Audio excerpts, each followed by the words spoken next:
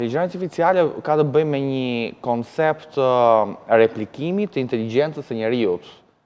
Dhe këto janë programe që janë programet e para të inteligjencës artificiale, në thënë quhen large language models, në thënë modelet të mëdha gjusore.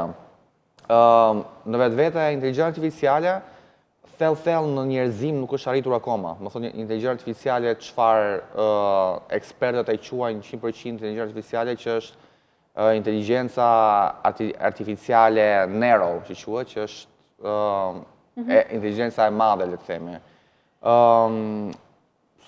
Pretendohet që nga teorike mund të realizohet, është akoma teori, sepse ka shumë ekspertë që thonë që nuk mund të replikohet 100% inteligjenca e njeriut, por këto modele që po zhvillohen çdo muaj shumë shpejt, kam përshtypjen që po i vërtetojnë pak që në të kundërtën që në fakt mund të replikohet.